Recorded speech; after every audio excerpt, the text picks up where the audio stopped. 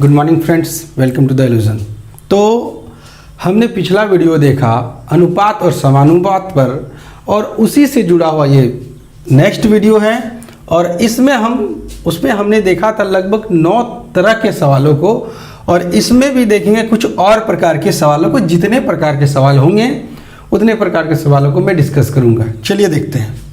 पहला है, इनमें से कौन समानुपात में है, यानी इनमें यानी ये समानुपात में है या ये समानुपात में है।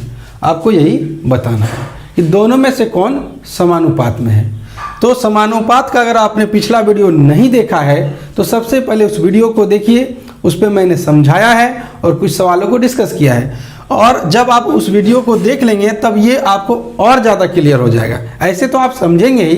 तो चलिए बनाते हैं इसको। इसके लिए हमने एक फॉर्मूला बताया था, A गुना डी बराबर B गुना सी। देखिए A B C D, तो लास्ट को गुना कीजिए, बीच को गुना कीजिए। शुरू वाला अंत वाला को गुना करना है, बीच वाला और बीच वाला को गुना करना है। अगर दोनों बराबर आ गया तो यह समानुपात में है, और नहीं आया तो नहीं है। चलिए देखते हैं।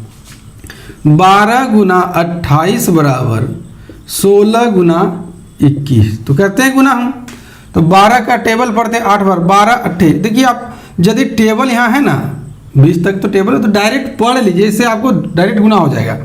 तो 12 8 96 का 6 हाथ में कितना रहा, 9 रहा। और 12 दूना 24 और 9 कितना हो गया, 33। तो देखिए 2 बार जो गुना होता है हमने एक बार में करके दिखा दिया आपको। आप भी इसे प्रयास करें। और अगला देखते हैं, 16 का भी टेबल हम पढ़ सकते हैं। तो 16 एकम 16 का 6 हाथ में रहा 1, और 16 दूना 32 और 1 33।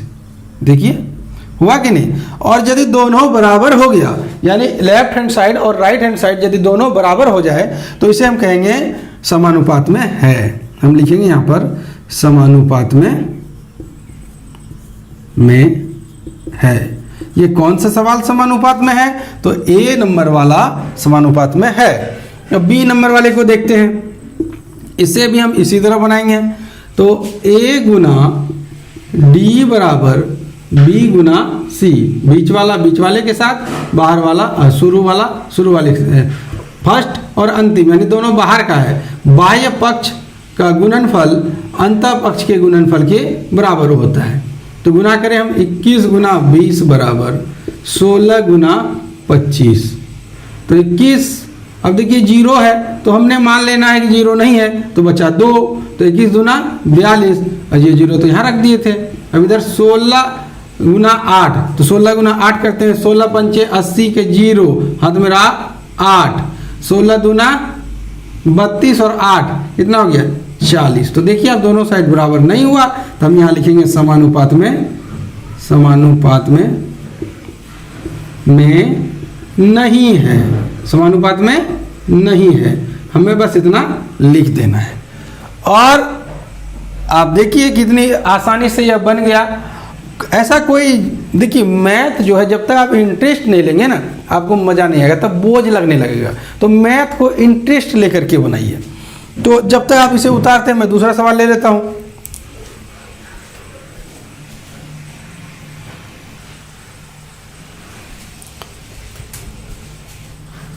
ये आप देखिए अगला सवाल है, ये है ना।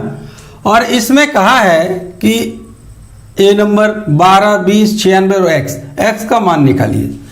2 9 x 72, x का मान निकालिए। x 12 15 30 हमने सब प्लेस पर रख करके बना लिया। लास्ट प्लेस पर, थर्ड लास्ट पर, ये सेकंड लास्ट पर, ये फर्स्ट प्लेस पर। और ये आपको x कहीं भी दे सकता है, चाहे यहाँ दे दे, चाहे यहाँ दे दे, यहाँ दे दे, यहाँ दे दे, कहीं पर भी आपको x दे देगा। लेकिन बनेगा वही तरीका जो हमने डिस्कस किया था पिछले। हमने क्या डिस्कस किया, A गुना D बराबर B गुना C, यानी बाह्य पदों का गुणनफल बराबर मध्य पद के गुणनफल का योग। बाह्य पद का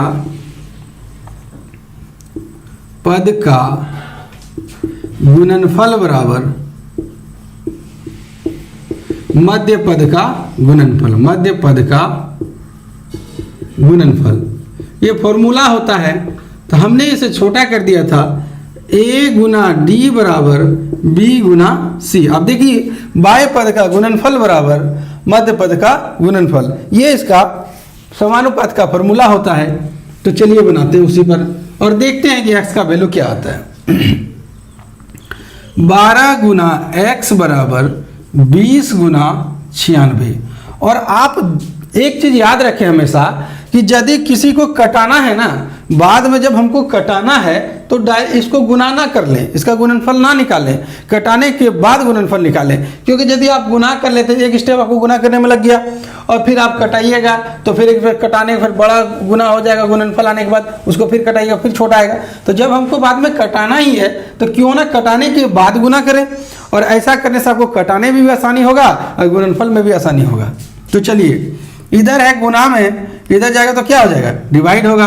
तो 20 गुना 96 बटे 12, 12 अट्ठे 96, और जीरो जिसके लास्ट में हो जीरो उठा के रख दीजिए तो जीरो हो गया गायब। अब 2 अट्ठे कितना बचा, 2 अट्ठे 16, ये आ गया इसका आंसर। इसको देखते हैं, 2 गुना 72 बराबर 9 गुना x। तो अभी हमने क्या कहा था कि यदि बाद में हमको कटाना है तो इसको गुना नहीं करेंगे, इसको ऐसे ही उतारेंगे, और इधर गुना में इधर आएगा तो डिवाइड हो गया। अब 9 अट्ठे 72, 8 दूना कितना आया 16, 16 बराबर x, यानी x बराबर 16। अब इसको देख लेते हैं, x गुना 30 बराबर 14 गुना 15, x रहने दिए, इधर इसको उतारें और यहाँ गुना में था उधर गया तो भागा हो गया। तो 15 एकम 15, 15 दूना 30, अब 2 से काटेंगे 2 सत्ते 14, तो x का वैल्यू कितना निकला 7। तो आपने इसे भी आसानी से सीखा। और हाँ, अगर आपको अच्छा लगे वीडियो तो आप जरूर लाइक कीजिए, कमेंट कीजिए और दोस्तों में शेयर कीजिए। अगर आप सीख रहे हैं तो कहता है ना, ज्ञान बांटने से ज्ञान बढ़ता है, तो ज्ञान को बांटिए, अपने तक सीमित नहीं रखिए। जब आप मनुष्यता दिखाएंगे तो आपका भगवान भला करेगा, आपके साथ अच्छा ही होगा। जब आप अच्छा सोचेंगे ना तो आपके साथ खुद ब खुद अच्छा होगा। तो इसलिए आप अच्छा सोचिए, एक मनुष्यता दिखाइए, भाईचारों में दोस्तों में शेयर कीजिए। और अगर आप नए हैं तो चैनल को सब्सक्राइब कर लीजिए, क्योंकि मैं वीडियो देता रहूँगा। आप पढ़ते पढ़ते थक जाएंगे, लेकिन मैं पढ़ाते पढ़ाते नहीं थकूंगा, ये मेरा वादा है। तो चलिए देखते हैं नेक्स्ट क्वेश्चन।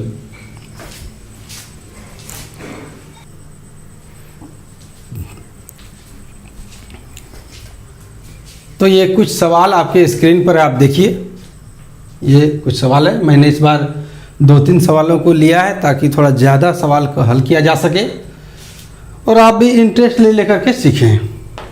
तो आइए इसको देखते हैं कैसे बनेगा। कह रहा है कि निम्न अनुपात को साधारण रूप में बदलें। ये जो अनुपात दिया हुआ है आपको, ये अनुपात देखिए, आप निम्न अनुपात को साधारण रूप में बदलें। यानी आप जब देखेंगे इस तरह के सवालों में तो आपको क्या मिलेगा कि दोनों एक कैटेगरी में है नहीं। देखिए, ये मीटर में है और ये सेंटीमीटर में है।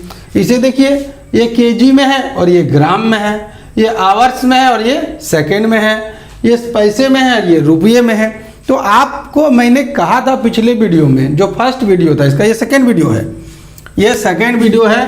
पहला वीडियो मैंने दे चुका है, उसमें मैंने कहा था कि समान राशियों की तुलना को ही अनुपात कहते हैं। क्या समान राशियां हैं या नहीं है ना? तो अगर हमको तुलना करना है तो सबसे पहले हमें समान करना होगा। अगर आप समान कर ही नहीं रहे तो तुलना कर नहीं सकते हैं, तो फिर वो समानुपात कहलाएगा नहीं, अनुपात भी नहीं कहलाएगा, समान अनुपात भी नहीं कहलाएगा। तो इसके लिए क्या करना होगा, सबसे पहले हमें समान करना होगा।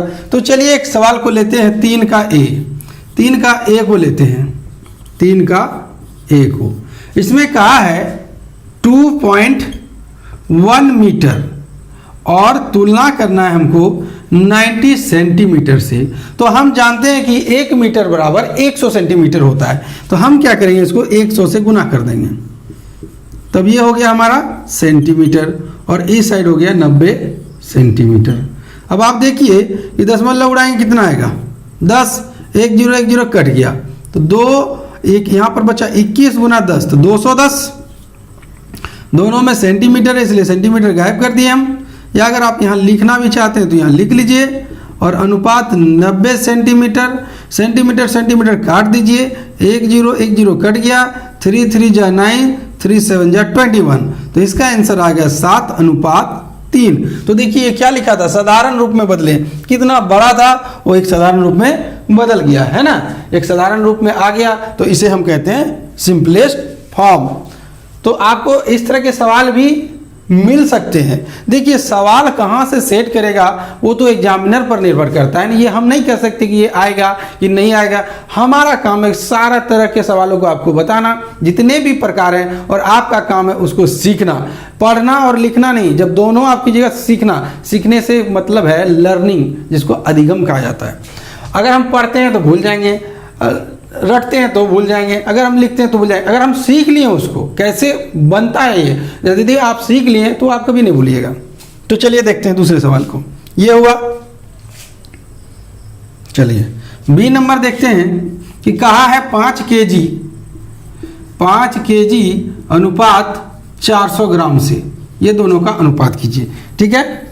और जब आप अनुपात करेंगे तो पाएंगे कि यहाँ केजी है, यहाँ ग्राम है। जब तक समान राशि नहीं होगा हम इसे अनुपात में नहीं कर सकते हैं। तो चलिए करते हैं 400 ग्राम। अब कुछ बच्चे के दिमाग में आए कि क्यों हम ग्राम को ही बदलें, हम किलो को क्यों बदलें बार बार, हम ग्राम को अब बदल सकते हैं, बिल्कुल स्वतंत्र है, उसमें भी कोई दिक्कत नहीं है।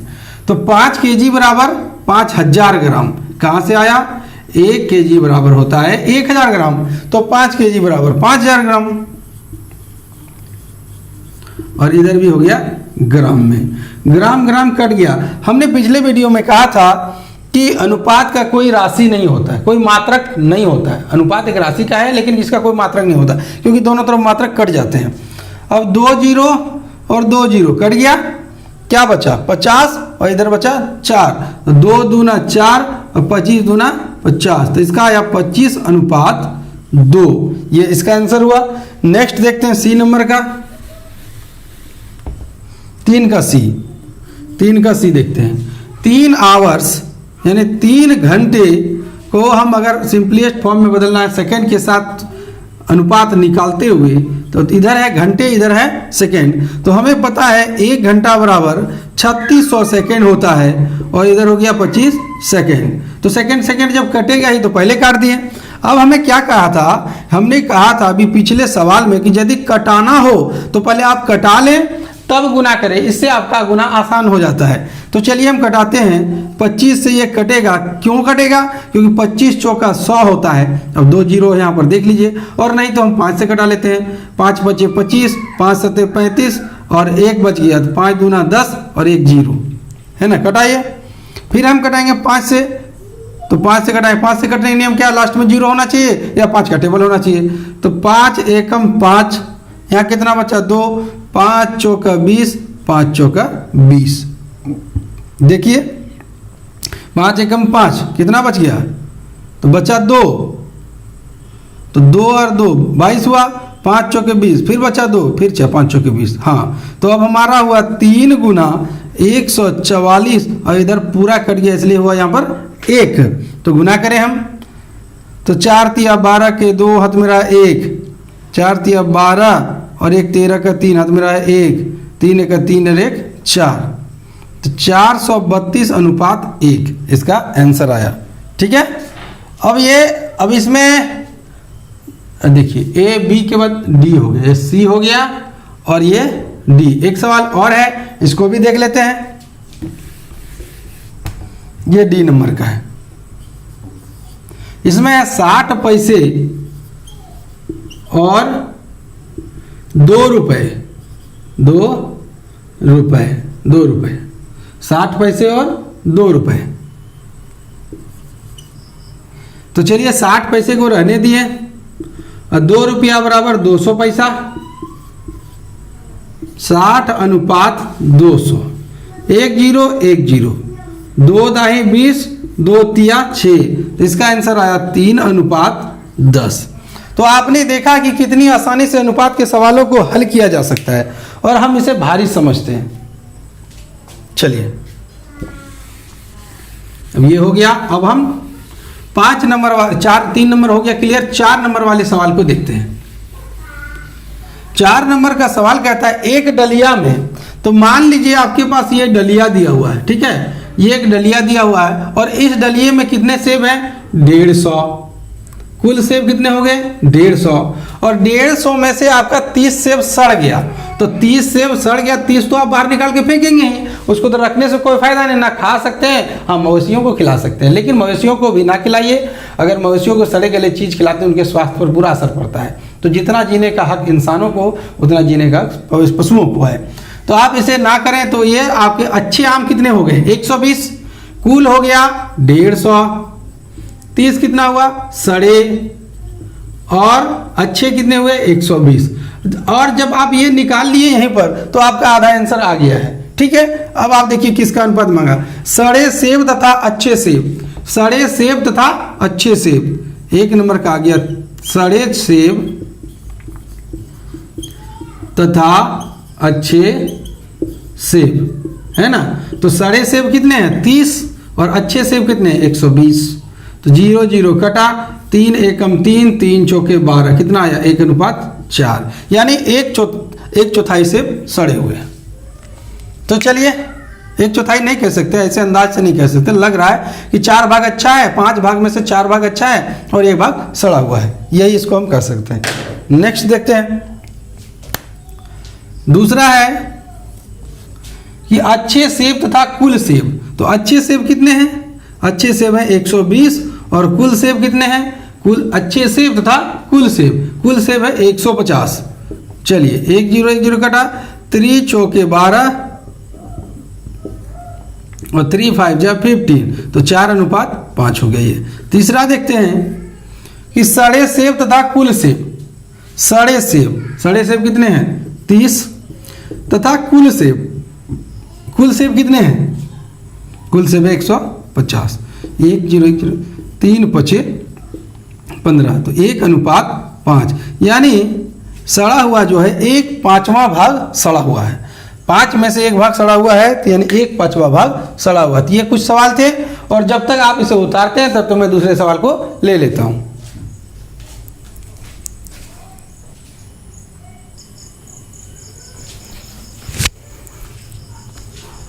तो आप अगले सवाल को देखिए, फिर मैं इसे डिस्कस करता हूं ये कैसे बनेगा।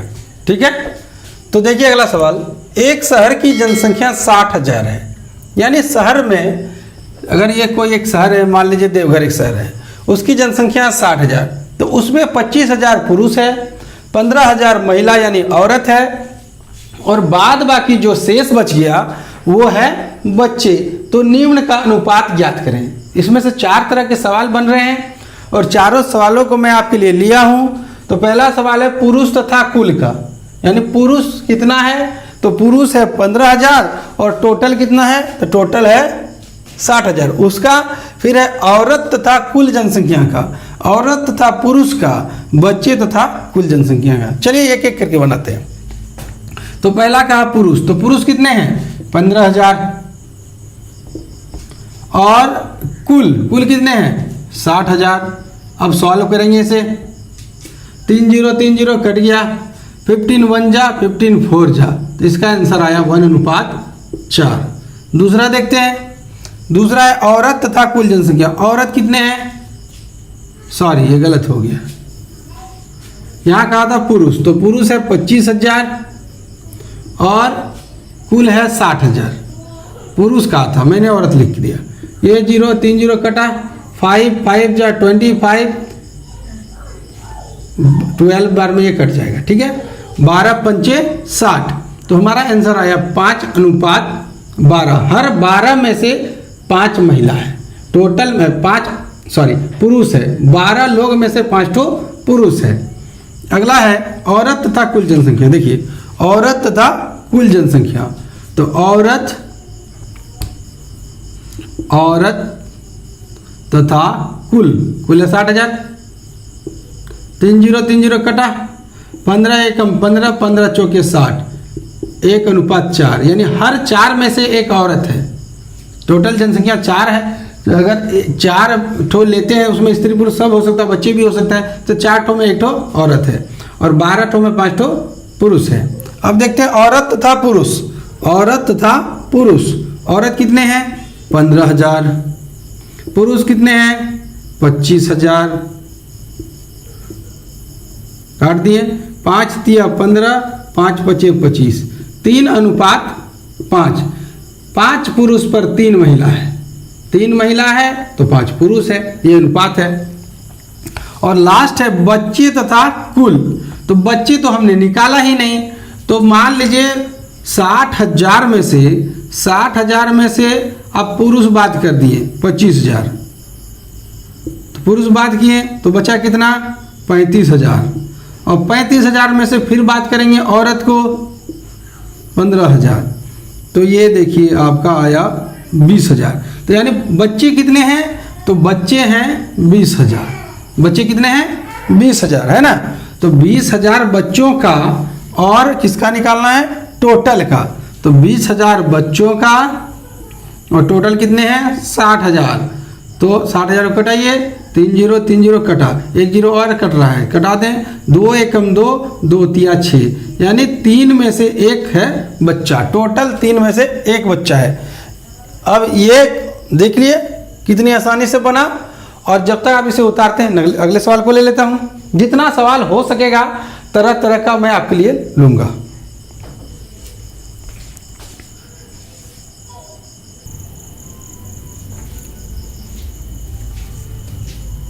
तो छात्रों, ये अगला कुछ सवाल आपके बोर्ड पर देखिए और आप स्क्रीन पर देखिए। और ये जो सवाल हैं कुछ अलग अलग प्रकार के सवाल हैं। थोड़ा आयु से मैंने लिया है, थोड़ा आय और खर्चे से लिया है, लंबाई और चौड़ाई से लिया हुआ। तो आप देख रहे होंगे जितने भी टाइप्स हैं वो सब अलग अलग हैं। आप बस ध्यानपूर्वक पढ़ते जाइए और एक लाइक ज़रूर कीजिएगा। बहुत मेहनत करता हूँ, गर्मी में पसीना, देखिए पसीना आ जाता है, देखते हैं ना, पंखा बंद करके करना पड़ता ताकि आवाज़ ना गूंजे। तो मैं भी तो चाहूँगा ना कि मेरे लिए आप एक लाइक ज़रूर करें। तो चलिए देखते हैं इस सवाल को, 6 नंबर वाला सवाल। राम और रहीम की आयु का अनुपात 4:7 है। तो आप देखिए, पहला है राम और दूसरा है रहीम। ये राम है और ये रहीम है। और यदि रहीम की आयु 21 है तो देख लीजिए, राम और रहीम, राम और रहीम, राम और रहीम, है ना। और क्या कर रहा है, यदि रहीम, तो रहीम ये है और रहीम की आयु कितनी है 21 वर्ष। तो राम की आयु बताइए। देखिए कितनी आसानी से बनेगा। 7 के साथ देखिए, जो हम कहे थे पिछले वीडियो में, इसका जो पहला वीडियो था पार्ट 1, उसमें कहा गया था कि यदि आप लेफ्ट साइड कुछ करते हैं तो आपको राइट साइड वही करना होगा, और यदि राइट साइड में जो करते हैं वही लेफ्ट साइड करना होगा। तो आप देखिए 7 3 जा, इसको डिवाइड कीजिएगा तो 7 से 3 बार में कटेगा, और यदि 7 का टेबल पढ़िएगा फिर भी 3 बार में कटेगा। तो इसको भी हम 3 बार पढ़ देंगे। तो 4 3 जा कितना हो गया 12, आ गया हमारा आंसर, है कि नहीं। देख लीजिए, एक तरीका ये हुआ। अब दूसरा तरीका हमने क्या करना है, 4:7 समान अनुपात राम और अनुपात रहीम। और रहीम का कितना है 21 है। तो बाहर बाहर गुना और भीतर भीतर गुना, दोनों बराबर होता है। तो 4 गुना 21 बराबर 7 गुना राम। अब इधर गुना में इधर आएगा तो डिवाइड होगा। 4 गुना 21/7, हमें पता है कि जब हम कटाएंगे तो पहले गुना नहीं करेंगे। ये राम आ गया। 7 तिया 21, तो राम कितना निकला, तो राम की आयु निकला 4 तिया 12 वर्ष, है ना। आयु कितने में होता है, वर्ष में होता है। तो देखिए दोनों तरीका है। अब जिस तरीके से आपको सुविधा हो, मैंने दोनों बताए, अब इसे बनाइए। यह सवाल क्लियर हो गया। अब अगला सवाल देखते हैं कि एक परिवार में आय और खर्च 7:6 है। यदि ये आय है और खर्च, तो दोनों का अनुपात है 7:6। देख लीजिए 7:6। और मांगा या आय कितना बता रहा है, आय कह रहा है कि आय जो है वो है 910। तो आपको खर्च नहीं निकालना है, आपको क्या निकालना है, बचत। देखिए आय यदि कुछ कमा रहा है, कुछ खर्चा कर रहा है, कुछ बच भी तो रहा होगा ना। तो हमने देखना है कि 7 यदि कमा रहा, 7 भाग में से 6 भाग खर्चा कर दिया हो तो कितना भाग बचाया, तो वो बचाया 1 भाग, है कि नहीं। तो चलिए इसको इरेज करते हैं, फिर आपको 2 विधि से हम बताते हैं। तो हमने निकालना है बचत, याद रखिएगा क्या निकालना है, बचत। तो तो जब सबसे पहले हम देखेंगे खर्च कितना हो रहा है, तो इसके साथ जो गुना हुआ होगा उतना ही गुना इसके साथ हुआ होगा। तो देखते हैं इसके साथ क्या है, 13 सत्ते 91 यानी 130 गुना है। यह कितना गुना है, 130 गुना है। तो इसे भी करेंगे 130 गुना, 130 गुना कीजिए, 0 के 0 और 13 छके 78 है ना। तो ये 780 रुपया खर्च कर दिया। 910 रुपये में 780 कोई खर्च कर देता है तो बचाता कितना है, तो बचत बराबर होगा, बचत बराबर आय घटा खर्च। 10 में 0 गया, 0 में 0 गया 0, 11 में 8 गया 3, यहाँ बचा 8, 8 में गया 1, यानी 130 रुपये की बचत हो रही है। 130 रुपया हुआ बचा रहा है। अब हम दूसरे तरीका से देखते हैं इसको, ये दूसरा तरीका कैसे बनेगा। चलिए दूसरा तरीका, तो सबसे पहले हमने क्या लेना है, आय और खर्च। लेकिन खर्च मांगा है आपसे क्या, आपसे क्या मांगा है, आपसे मांगा है बचत। तो हम लेंगे आय और बचत, यही दोनों की तो तुलना कर रहे हैं हम। आय और बचत लेंगे क्योंकि बचत हमसे मांगा गया है, हमसे मांगा गया बचत, जो मांगा जाए उसको लीजिए। लेकिन अब जरा देखेंगे 7 भाग में से 6 भाग खर्च कर रहा है तो कितने भाग बचत हुआ, तो बचत हो गया 1 भाग। कितना भाग बचत हुआ, 1 भाग। फिर से देखते हैं,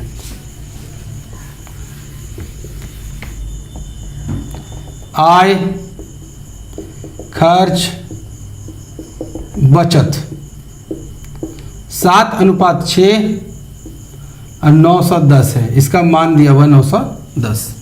तो आप देखिए 7, मान लिया 7 रुपया कमाया, 7 भाग में से 6 रुपया खर्च कर दिया, 1 रुपया बचा कि नहीं बचा। और कहा जाता है, एक तरीका और बताएंगे, पहले इसको कर लेते हैं। तो आय हो गया कितना, 900 नहीं, समानुपात आय हो गया, पहले इसको लिख लेते हैं है ना, 9:1। आय है 9 भाग, बचत है 1 भाग। समानुपात में हम लिखेंगे आय कितनी है, 910 है, तो इसे हम क्या मानेंगे, बचत ही रहने दो। अब क्या करेंगे, बाहर बाहर गुना, तो 9 गुना बचत बराबर 1 गुना 910 है ना, भीतर भीतर गुना। अब बचत बराबर 910 बटे 9। हमने कहा था कि नहीं कीजिएगा, लेकिन देखिए जब कितना इजी है तो कहे लिखो, बचत 7 है, सॉरी है ना। तो जब 1 से गुना करेंगे उतना ही होगा, तो कोई फर्क पड़ने वाला नहीं है। तो हम करेंगे 7 से, तो 13 बार में कट गया। तो यही हमारा 130 रुपये का बचत हुआ। ये 2 तरीका देखा आपने। एक तरीका और देखते हैं कि जब जो मांगा जाए आपसे, तो सबसे पहले क्या करते हैं, कुल को लिखते हैं ऊपर, कुल बटे अनुपातिक योग, अनुपातिक योग गुना मांगी गई चीज, मांगी गई राशि जो आपसे मांगा जाए। ये कुछ फॉर्मूला है। तो हमने क्या करना, जो एक्चुअल में है उसको रखना है ऊपर, और अनुपातिक योग कितना है, 7 6 13 और 1 कितना हो गया, 14। रुकिए, 910 तो इसका वैल्यू दिया हुआ, कुल तो दिया ही नहीं है, तो ये 7 रख लेते हैं। हाँ, और मांगा गया है 1। हाँ, यहाँ कुल देखिए, आप इसको नहीं जोड़ सकते हैं। यदि ये नहीं रहता, कुल नहीं रहता, तो हमें 6 1 7 करना पड़ता कुल। लेकिन यहाँ कुल ऑटोमेटिक दिया हुआ है, देख लीजिए आप। अगर कुल नहीं रहता, कुल कितने भाग है पता नहीं, तो खर्च है 6 भाग, बचत है 1 भाग, तो 7 भाग हो गया। तो कुल बटे अनुपातिक योग, तो अनुपातिक योग यहाँ अलग से दिया हुआ था, हम लिख लिए और गुना कर देंगे जो इससे मांगा जाए। तो जिसको मांगा गया, किसको मांगा गया, बचत को, तो गुना किए, तो 13 7 91, 130 गुना 1, ये हो गया 130। तो ये इसका शॉर्टकट है, और ये भी तो शॉर्टकट ही, देखिए कितना ईजी है, ये सब लिखने की जरूरत ही नहीं है। जब आप बार बार प्रयास करेंगे तो जल्दी जल्दी होने लगेगा। ठीक है, तो चलिए कुछ और सवालों को लेते हैं। आज कम से कम 10 सवाल तो होने ही चाहिए। तो 8 सवाल हो चुके हैं, ये 9 और 10 को हम ले लेते हैं और फिर डिस्कस करते हैं। ठीक है,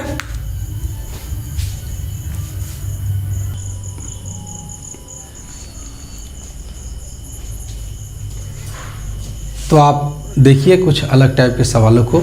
और इसे भी हम हल करने का प्रयास करते हैं। अब आपको लगभग सारे इस टॉपिक के टाइप्स ख़त्म हो चुके हैं और एक दो गिने चुने बचे हैं जिसे मैं चुन करके आपको बता रहा हूँ। और आप देखिए कि क्या कहा है, 1 दर्जन अंडे का दाम 36 रुपये है, तो 7 अंडे का बताइए। तो जब भी हम अनुपात या समान अनुपात निकालते हैं, समान राशियाँ होती हैं। इस बात को हमेशा गांठ बांध लीजिए। देखिए क्या लिखा है यहाँ, क्या लिखा है बताइए, दर्जन लिखा है ना, और यहाँ क्या लिखा है, कहाँ है दर्जन, इधर देखिए दर्जन यहाँ है क्या, नहीं है ना। और जब नहीं रहेगा तो कैसे हम तुलना करें, बताइए, आप बताइए।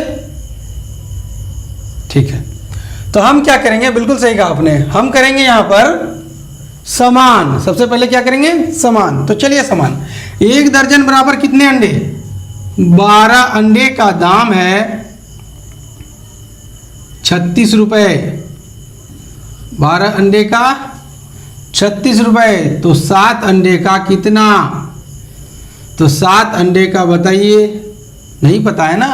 तो 12 अंडे का 36 और 12 अंडे और 7 अंडे में तुलना करेंगे हम। और अगर आप इस तरह लिखते हैं तो आप फंस जाएंगे। हमें तुलना करना है 12 अंडे और 7 अंडे में। तो हमें क्या करना होगा, सबसे पहले इसको सही करना होगा। यहाँ लग रहा है कि 1 दर्जन 36 है, यहाँ कह रहा है कि 1 अंडे का दाम है 3 रुपये, 12 तिया 36, तो 7 अंडे का कितना होगा, तो 7 अंडे का होगा 21 रुपये, है कि नहीं। और ये जो अभी हमने बताया इसे कहते हैं एकीक नियम। चूँकि 12 अंडे का दाम 7 रुपये, देखिए इस तरह, चूँकि 12 अंडे का कितना 36 रुपये, इसलिए 1 अंडे का 36/12, इसलिए 7 अंडे का 36/12 गुना 7, तो 36/12 गुना 7, तो इसे कहते हैं एकीक नियम। तो यहाँ पर यह गलती ना करें। यहाँ पर देखिए क्या कहा गया है कि तुलना जब हम करते हैं तो समान राशियों की तुलना करते हैं। यहाँ क्या है, अंडे हैं और यहाँ पैसे हैं, तो अंडे और पैसे में तुलना कभी नहीं हो सकती है। जब भी होगा अंडा अंडा के साथ तुलना होगा। तो 12 अंडा तुलना करेंगे 7 अंडा से, ठीक है। ये बात क्लियर हो गई है आपकी। अगर यही छोटे सवाल है लेकिन कभी कभी कन्फ्यूजन में गलतियाँ हो जाती है। 12 अंडे की तुलना हो रही है 7 अंडे से, तो 12 अंडे का दाम है 36 रुपये, तो इसका दाम कितना है, यानी 7 अंडे का दाम कितना है, 12 अंडे का 36 रुपये, 7 रुपये का x रुपये, 7 अंडे का x रुपये, 12 अंडे का 36 रुपये, 7 अंडे का x रुपये। तो हम क्या करेंगे, 12 गुना x बराबर 7 गुना 36, तो x बराबर 7 गुना 36 बराबर 12, तो 12 तिया 36 हो गया 21 रुपये। अब देखते हैं दूसरा तरीका। दूसरा तरीका है कि 12 अंडे का दाम है 36 रुपये, तो 7 अंडे का कितना दाम होगा, तो 12 गुना किए 3 से, तो 7 को गुना कीजिए 3 से, कितने आए 21 रुपये, हो गया ना। तो आप देखिए 3 तरीके मैंने इस सवाल के बताए, आपको जो समझ में आए उससे बनाइए, लेकिन छोड़ के मत आइए एग्जाम में। इतना मेहनत करने के बाद भी अगर छोड़ दे तब तो बेइज्जती वाला बात है ना, तो फिर पढ़ना लिखने का क्या मतलब। चलिए देखते हैं, 250 किलोमीटर 5 घंटे, क्या इसकी तुलना हो सकती है। तो आप कहेंगे नहीं सर नहीं हो सकती है। क्यों नहीं हो सकती है, तो क्योंकि ये किलोमीटर है और ये समय है। तो दोनों में तुलना कैसे करेंगे, तुलना तो समान राशि में होता है। समान राशि में जब तुलना होता है तो समान कीजिए, तो समान खोजिए, कहाँ है समान। 25 किलोमीटर 9 घंटे, ये समान हुआ क्या, नहीं हुआ। लेकिन 5 और 9 की तुलना कीजिए तो समान है कि नहीं, बिल्कुल है। तो हम लिखेंगे कि 5 घंटे और इसकी तुलना करेंगे 9 घंटे से। घंटा घंटा मिटा दीजिए आप, क्योंकि बाद में तो कटने ही वाला है। तो ये हो गया 5:9। और 5 का मान कितना है, 5 का मान है 250। देखिए 5 का मान कितना है 250 है, तो 9 का मान कितना होगा, 9 का मान x होगा। और देखिए आंसर पकड़ने का तरीका, 5 से 9 ज़्यादा है तो 9 से 5 बराबर 250 है तो 9 बराबर और ज़्यादा होना चाहिए। तो चलिए बनाते हैं। 5 गुना x बराबर 250 गुना 9, x बराबर 250 गुना 9 बटे 5। 5 से काटेंगे तो कितना बार में कटेगा? 50 बार में, क्योंकि 250 है और 9 पचे 45। आंसर कितना आया? 450। ठीक है, और 450 किलोमीटर में लिखेंगे क्योंकि मांगा गया है। अब नेक्स्ट देखते हैं दूसरा तरीका। 5 का मान है 250 तो 9 का मान कितना होगा? जो काम इस साइड करेंगे वही काम इस साइड करेंगे। तो 5 पचे 25 और 1 जीरो है तो 1 जीरो लगा दिए। तो 9 पचे 45 और 1 जीरो है तो 1 जीरो लगा दिए। तो देखिए लेफ्ट साइड में 50 से गुना किए तो राइट साइड में 50 से गुना किए, हमारा आंसर आ गया 450 किलोमीटर। देखिए कितनी आसानी से ये सवाल बनते हैं। बस आपको ध्यान रखना है कि राशियां समान होनी चाहिए, और जब तक समान नहीं होगा आप भूल के भी तुलना मत कीजिए, मत बनाइए उसको। सो मंजूर है, क्योंकि अगर आप गलत बनाते हैं तो आपका नेगेटिव मार्किंग होगा। नेगेटिव मार्किंग में खराब बात यह है कि यदि आप 3 गलती करते हैं तो आपका 4 नंबर जाता है। ये 3 गलती का तो 3 नंबर गया ही, और एक बनाया चुनाया जो भी आपका अर्जित किया हुआ तो वो भी 1 नंबर चला गया। तो ऐसा ना करें हम। तो ठीक है, ये देख लिया आपने।